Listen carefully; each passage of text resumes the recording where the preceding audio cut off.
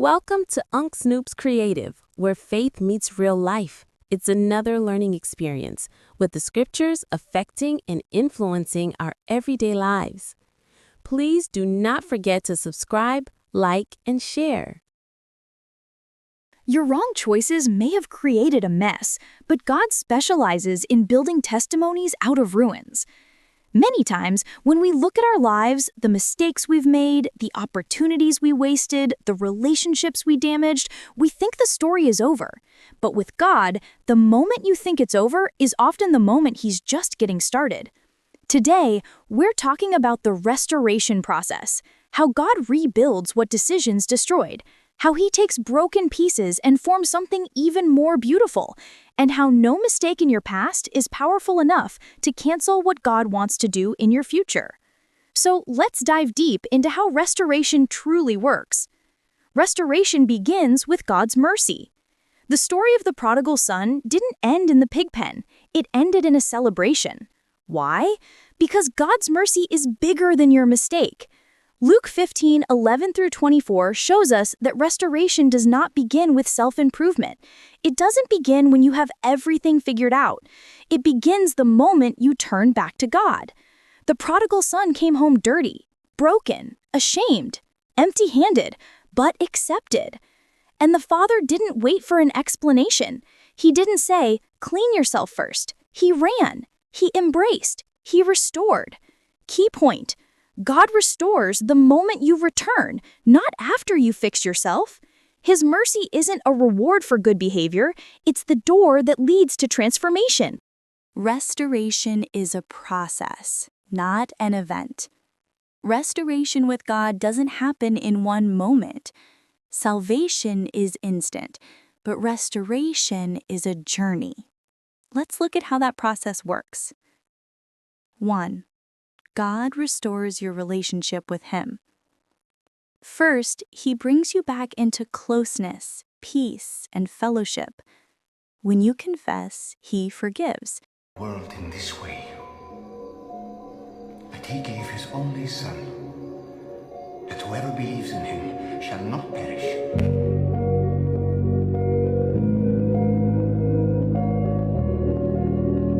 God Himself restores your identity. Your mistake is not your name. Your past is not your title. Your failure is not your identity. Isaiah 62:2-4 shows God prophetically renaming His people with new identity and new dignity. God does the same for you. Some of you have been calling yourselves by names God never gave you: failure, unworthy, broken, too far gone, disqualified. But God says, you are redeemed, you are chosen, you are restored, you are my beloved. God's restoration always includes identity healing, because you cannot walk into a new future while wearing an old name. 3. God restores your purpose. Thirdly, God restores your purpose. Your wrong choice didn't cancel God's assignment for your life. Your anointing doesn't evaporate because you made a mistake. Jonah ran. He disobeyed. He made choices that placed his life and others in danger. But Jonah 3:1 says, "The word of the Lord came to Jonah a second time." God didn't give Jonah a smaller assignment. He didn't say, "Since you messed up, let me give you something easier."